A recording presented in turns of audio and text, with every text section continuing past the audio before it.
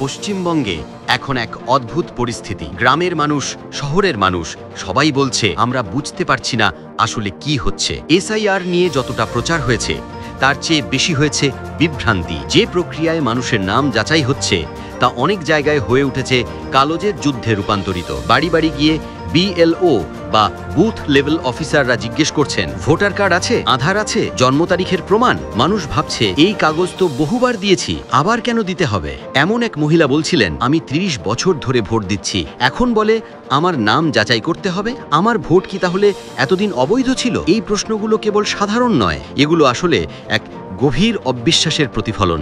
যখন একজন নাগরিক নিজের পরিচয় প্রমাণে বারবার বাধ্য হয় তখন গণতন্ত্রের মূল ভিত্তি কেঁপে ওঠে। আর এখানেই অনেক বিশেষজ্ঞের আশঙ্কা, কারণ ভারতের অন্য রাজ্যে যেমন আসামে এনআরসি প্রক্রিয়ায় অনেক মানুষ তাদের নাগরিকত্ব হারিয়েছিলেন কাগজের অভাবে। অনেকে বছর ধরে আদালতে লড়ছেন, সেই স্মৃতি এখনও নতুন। তাই পশ্চিমবঙ্গের মানুষ এখন প্রশ্ন করছে, এসআইআর কি সেই একই পথে হাঁটছে?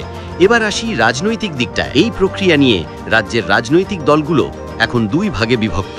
শাসক দল বলছে এসআইআর পুরোপুরি নিয়ম মেনে চলছে। তাদের যুক্তি, ভোটার তালিকা পরিষ্কার থাকা দরকার, না হলে ভোটের জালিয়াতি বাড়বে। বিরোধীরা বলছে এই কথার আড়ালে চলছে এক ভয়াবহ খেল, যেখানে নির্দিষ্ট সম্প্রদায়ের মানুষের নাম মুছে দেওয়া হচ্ছে পরিকল্পিতভাবে। একটি বিরোধী দলের নেতা বলেছেন, ভোটার তালিকায় পরিবর্তন মানেই ভোটের গাণিতিক হিসাব পাল্টে দেওয়া। এই কথার মানে গভীর। যে রাজ্যে কয়েক হাজার ভোটে ফলাফল পাল্টে যায়, সেখানে নাম বাদ যাওয়া বা যোগ হওয়া মানেই ক্ষমতার ভারসাম্য বদলে যাওয়া।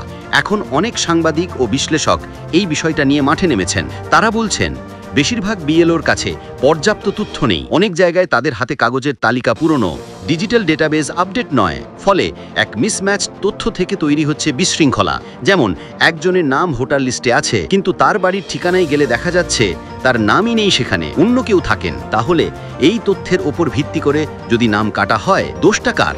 এই প্রশ্নের কোনো সঠিক উত্তর নেই। তবে একটা জিনিস পরিষ্কার, এই এসআইআর শুধু প্রশাসনিক কাজ নয়, এটা এখন মানুষের আবেগের অংশ হয়ে গেছে। কারণ এখানে প্রশ্নটা শুধু কে ভোট দেবে তা নয়, বরং কাকে গণতন্ত্রের অংশ হিসেবে গণ্য করা হবে। এদিকে রাজ্য সরকার এবং কেন্দ্রীয় নির্বাচন কমিশনের মধ্যে এই প্রক্রিয়া নিয়েও চলছে চাপানুতর। রাজ্য সরকার অভিযোগ করছে তাদের পরামর্শ ছাড়াই কেন্দ্রীয় নির্দেশে কাজ শুরু হয়েছে, আর কমিশনের বক্তব্য এটা তাদের অধিকার সংবিধান অনুযায়ী। ফলে পুরো বিষয়টা এখন প্রশাসনের গণ্ডি ছাড়িয়ে রাজনীতির মঞ্চে চলে গেছে। এবার একটা বাস্তব চিত্র দেখি। গ্রামীণ এলাকায় অনেক বিএলওর উপর আছে বিশাল চাপ। তারা প্রতিদিন শত শত বাড়িতে যাচ্ছেন, মানুষের কাগজ মিটছেন, তালিকা লিখছেন। এই চাপের মধ্যেই অনিচ্ছাকৃত ভুল হচ্ছে। কেউ নাম কেটে ফেলছেন ভুল করে, কেউ আবার নাম লিখছেন না কারণ কাগজ ঠিক নেই। ফলে ভুলের বোঝা জমছে আর সাধারণ মানুষ হারাচ্ছেন আস্থা।